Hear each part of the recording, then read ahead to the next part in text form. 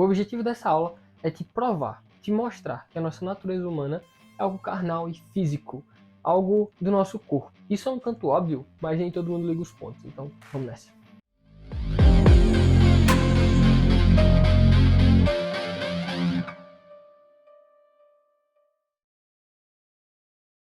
Lá em Tiago, quando ele fala sobre tentação no capítulo 1, versículo 14, ele fala o seguinte: cada um, porém, é tentado pela própria cobiça, sendo por esta arrastado e seduzido. A nossa tentação ela é física, ela não é espiritual, não é algo transcendente.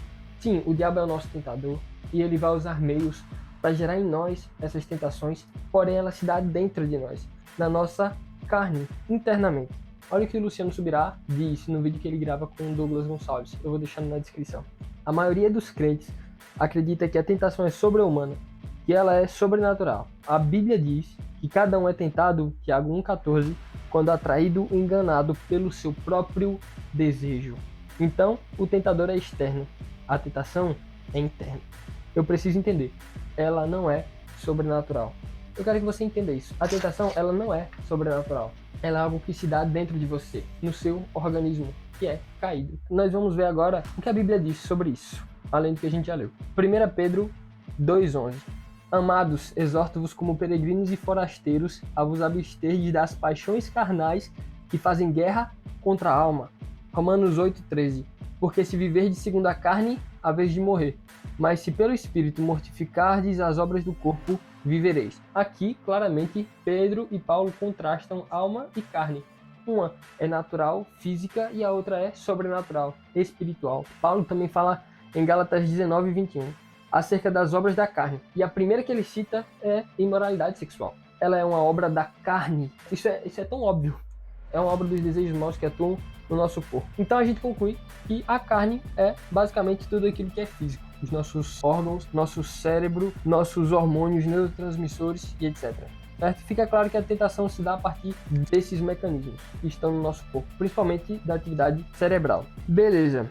Então a gente já viu que a tentação é interna, que a tentação é carnal. Entender isso é muito útil. Por quê? Porque aí agora, quando a tentação vier, você vai entender isso não é algo sobrenatural. Isso é algo que está acontecendo no meu corpo e é muito mais fácil lidar com isso agora. Outra coisa, eu quero que você entenda que isso é muito sobre o cérebro. É o cérebro, quase sempre. A gente costuma espiritualizar demais a coisa. Quando a Bíblia fala sobre o coração, ela está falando sobre o cérebro. Porque o que o nosso coração faz é pulsar. Seus desejos, suas emoções, está tudo no seu cérebro. É muito físico isso.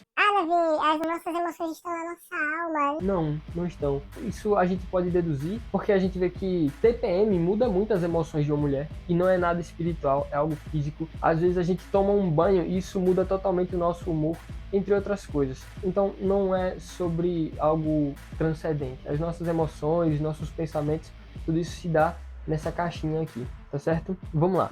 Vamos ver como isso acontece. Como é que o coração é a mente. Vamos ver isso agora. Salmos 19:14 fala assim: sejam agradáveis as palavras da minha boca e a meditação do meu coração perante a tua face, Senhor, rocha minha e redentor meu. Cara, o que é que a gente usa para pensar, ou raciocinar, ou meditar, como aqui a palavra fala? É o nosso cérebro, apesar de ela falar coração, porque é assim que a escritura fala quando ela se trata do nosso cérebro. Ela chama de coração os nossos pensamentos, emoções, as nossas meditações. E olha o que a Bíblia fala mais, Mateus 15:19. Porque do coração procedem os maus pensamentos, mortes, adultérios, prostituição, furtos, falsos testemunhos e blasfêmias. Me diga, jovem mancebo, de onde vem tudo isso?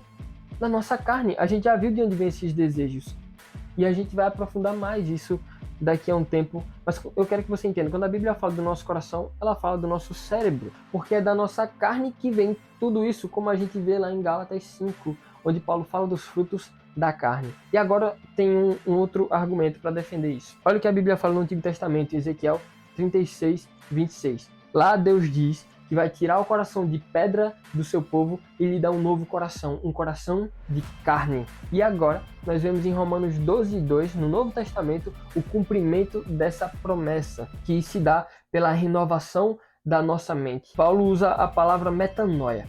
É uma transformação completa, é uma nova mente, é como se fosse uma mente trocada, sabe? Uma metamorfose completa, e isso revela a troca de coração. No Novo Testamento, Deus troca o coração do seu povo agora, lhe dando um coração de carne ao invés de um coração de pedra. Isso se trata da renovação da nossa mente. Nosso cérebro é o que a Bíblia chama de coração, onde nós pensamos, sentimos, entre outras coisas. A gente costuma mistificar, né, as coisas, mas não é tão místico assim, é mais simples do que parece. Isso mostra como o nosso cérebro é incrível, né? Como é grandioso o que Deus fez. E logo a gente vai ver mais sobre isso, a gente vai aprofundar um pouco mais sobre o cérebro. Agora eu quero que você entenda mesmo que isso tudo é muito mais sobre o físico do que você pensa. Não é algo totalmente sobrenatural. Sim, as fontes de tentação muitas vezes são sobrenaturais. Às vezes o diabo nos tenta, ele é o tentador. Mas esses desejos, eles vêm de dentro de nós. É isso que eu quero que você entenda. Que a tentação se dá por aspectos físicos, biológicos, químicos que atuam dentro de nós. Principalmente no nosso cérebro. Fechou? Portanto, entendendo tudo isso, nós vamos usar o auxílio da amada neurociência. E eu não quero que você pense que a neurociência é algo ruim. Como disse um cara aí que eu esqueci o nome dele, mas eu vou colocar aí. Ciência é apenas pensar os pensamentos de Deus depois dele. A ciência estuda o que Deus fez. Então, por meio da ciência, nós vamos entender como funciona o nosso cérebro, a fim de quebrar esse ciclo de tentações e quedas que você tanto sofre. Eu estudei tudo isso, eu vou trazer bem mastigadinho para você e trazer fontes que você pode pesquisar por si mesmo. Então, você vai perceber nesse curso que o que a neurociência nos ensina, a Bíblia já ensinava há muito tempo. Por exemplo, a Bíblia nos diz, não faça tal coisa, como a pornografia, por exemplo, não pratique a imoralidade sexual. A Bíblia nos ensina a não praticar a imoralidade sexual. Ela nos ensina a fugir da imoralidade sexual, lá em 1 Coríntios 6. E por muito tempo nós levamos isso como se fosse Deus sendo chato, querendo nos privar do que é realmente bom. Só que não é assim. Na verdade, Deus estava nos guardando. Hoje, a neurociência pode nos dar base para entender que esses pecados, como a pornografia, são sim prejudiciais. A pornografia é extremamente prejudicial. Tanto é que pessoas que não são crentes, como eu já disse, estão lutando contra, para se livrar disso também. Mas a Bíblia sempre nos disse, ou seja, quando Deus nos proíbe de fazer algo, não é porque ele é chato, não é porque ele está querendo impedir que a gente desfrute o bom dessa vida. Deus, na verdade, está nos guardando do que nos é prejudicial, porque ele sabe muito mais do que nós. Então, a neurociência basicamente nos confirma o que a ciência já nos diz. Eu vou explicar no próximo capítulo o motivo pelo qual usar ciência para lutar as nossas batalhas não é falta de fé, não é mundanismo ou coisa assim, mas é sabedoria de Deus para vencer as nossas lutas. A Bíblia ensina sobre o coração, sobre o nosso cérebro, e a neurociência confirma tudo isso. E tudo que nós estudaremos será para aprofundar os nossos conhecimentos nessas áreas, a fim de que a gente use as melhores estratégias. Então, a próxima aula é muito importante. Se você acha que isso não é certo, assiste a próxima aula e você vai ver que, na verdade, é sabedoria. Eu acho que a gente já passou dessa fase, né, de dizer que a ciência é sempre algo ruim. Na verdade, não. Muitas vezes ela simplesmente dá base para o que a Bíblia já falou. Então é isso. Agradeço pela atenção para essa aula. Vamos para a próxima. Tamo junto.